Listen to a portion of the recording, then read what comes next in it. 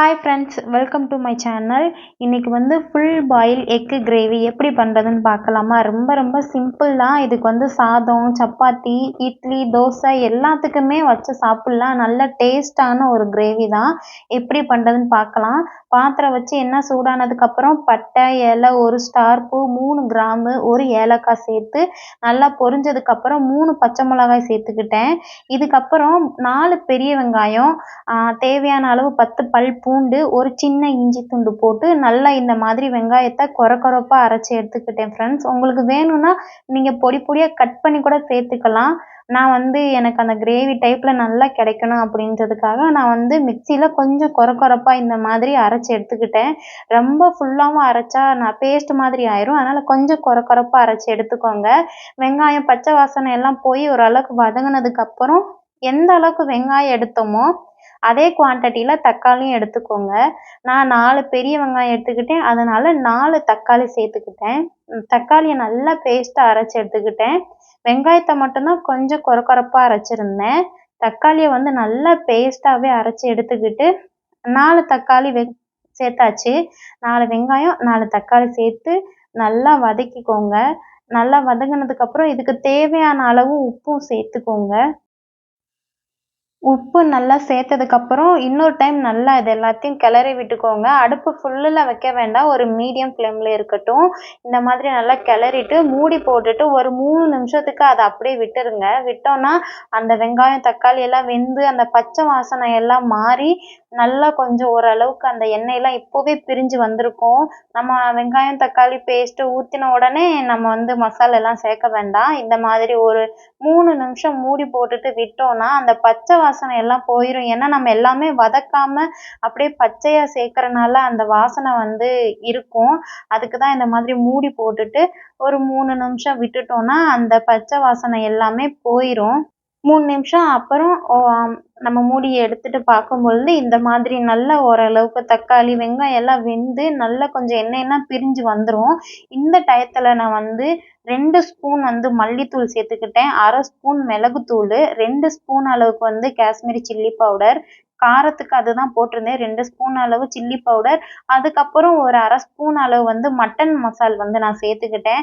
நீங்கள் மட்டன் மசாலுக்கு பதிலாக நீங்கள் திரும்ப வத்தல் தூள் கூட சேர்த்துக்கலாம், இல்லை கரம் மசாலா சேர்த்துக்கலாம். நான் வந்து மட்டன் மசாலா சேர்த்துக்கிட்டேன். லாஸ்ட்டாக 1/4 ஸ்பூன் அளவு மஞ்சத்தூள் போட்டு நல்லா மிக்ஸ் பண்ணிட்டேன்.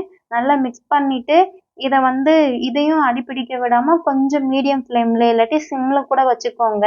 நல்லா சிம்மில் வச்சுட்டு நல்லா இதை கிளறி விட்டுக்கோங்க. இதையும் மூடி போட்டுட்டு ஒரு 5 நிமிஷம் வரைக்கும் விட்டுட்டோன்னா நல்லா மசால் வாசனை எல்லாம் போய் மசால், வெங்காயம், தக்காளி எல்லாம் நல்லா ஒரு கிரேவி பதத்துக்கு வந்துடும்.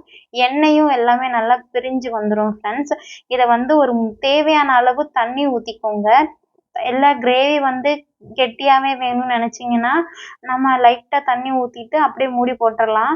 கிரேவி கொஞ்சம் நிறையா வேணும் அப்படின்னா தண்ணி கொஞ்சம் சேர்த்து ஊற்றிக்கோங்க. சேர்த்து ஊற்றிட்டு இப்போ லாஸ்ட்டாக உப்பு, உரப்பு எல்லாம் கரெக்டாக இருக்கான்னு ஒரு டைம் செக் பண்ணி பார்த்துக்கோங்க. தண்ணி நிறையா ஊற்றிட்டிங்கன்னா அது கிரேவி மாதிரி இல்லாமல் கொஞ்சம் குழம்பு மாதிரி போயிடும். அதனால் தண்ணி வந்து கொஞ்சம் பார்த்து ஊற்றிக்கோங்க. உப்பெல்லாம் போட்டுட்டு உங்களுக்கு தேவையான அளவு உரப்பு, அந்த உப்பெல்லாம் இருக்கான்னு செக் பண்ணி பார்த்துட்டு மூடி போட்டுட்டு இதை நான் வந்து என்ன பண்ணினேன், சைடு அடுப்பில் எடுத்து வச்சுட்டேன். அதுக்கப்புறம் நம்ம வந்து நார்மலாக ஒரு ஆஃப் ஆயில் போடுவோம்ல, அதே மாதிரி தான் முட்டையை நல்லா உடச்சி ஊற்றிக்கலாம்.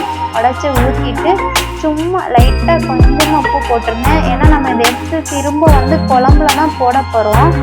அதனால் கொஞ்சம் மேலாக மட்டும் உப்பு போட்டிருந்தேன். ஏன்னா நம்ம பிச்சு சாப்பிடும் பொழுது அந்த உப்பு டேஸ்ட்டு வந்து அதில் எல்லாம் மிக்ஸ் ஆகி நல்லா இருக்கும். குழம்புலேயும் இருக்கிற உப்பும் அந்த சாறு எல்லாமே அந்த முட்டையோட நல்லா இறங்கி நல்லா டேஸ்ட்டாக இருக்கும். சும்மா லைட்டாக நான் உப்பு போட்டிருந்தேன். அதுக்கப்புறம் கொஞ்சம் மிளகுத்தூள் போட்டு நல்லா 2 சைடுமே நல்லா பெரட்டி போட்டு நம்மளுக்கு எத்தனை முட்டை வேணுமோ அந்த அளவுக்கு நம்ம தேவையான அளவு அதை எடுத்து வச்சுக்கலாம்.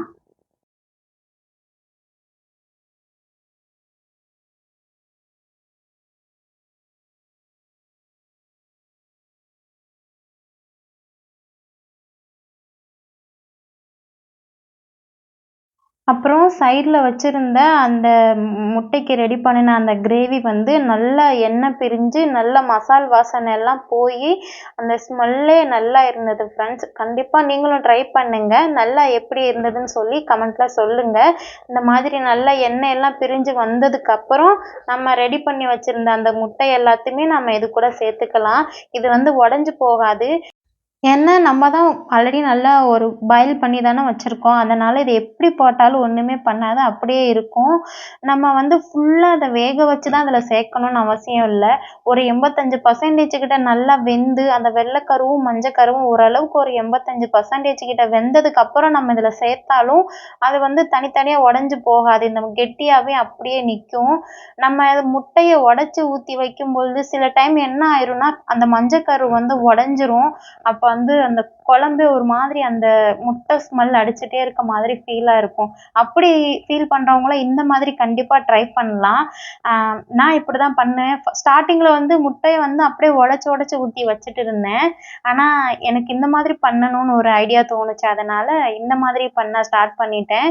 இப்போ முட்டை குழம்பு எல்லாமே நான் இப்போ இந்த மாதிரி தான் வைக்கிறேன். நல்ல டேஸ்ட் இருக்கும். நம்ம நார்மலாக வேறு புளி குழம்புல கூட நான் இந்த மாதிரி சேர்த்துப்பேன். எப்படி சாப்பிட்ணும் முட்டை குழம்பு வச்சு சாப்பிட்ணுன்னு தோணுச்சுன்னா நம்ம சுண்டல் பயிர் குழம்புல கூட இந்த மாதிரி முட்டையை நல்லா உடச்சி ஊற்றி நல்லா ஒரு ஃபுல் பாயில் பண்ணி அது கூட சேர்த்துக்கலாம் ஃப்ரெண்ட்ஸ். ஃபைனலாக கொஞ்சம் கஸ்தூரி மெத்தி போட்டு நல்லா இறக்கிக்கலாம். இல்லாட்டி நீங்கள் கொத்தமல்லி போடுறதுனாலும் போட்டுக்கலாம். நான் கொஞ்சம் அந்த மேத்தி இலையெல்லாம் போட்டு நல்லா அடுப்பு ஆஃப் பண்ணிட்டேன். ஃபைனல் லுக் இப்படி தான் ஃப்ரெண்ட்ஸ் இருந்தது. இதை வந்து நம்ம சாதத்துக்கு, சப்பாத்திக்கு, இட்லி, தோசை எல்லாத்துக்குமே வச்சு சாப்பிட்லாம். நல்ல டேஸ்ட்டாக இருந்தது. கண்டிப்பாக நீங்களும் ட்ரை பண்ணுங்கள்.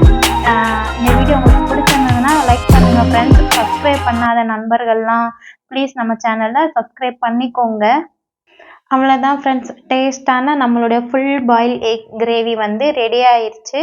நான் அன்றைக்கி வந்து சாதம் பண்ணியிருந்தேன். அதுக்கப்புறம் வந்து கொஞ்சம் தயிர் வெங்காயம் வச்சுருந்தேன். நல்லா இருக்கும் இந்த காம்பினேஷன். எனக்கு பிடிக்கும். நீங்களும் ட்ரை பண்ணுங்கள்.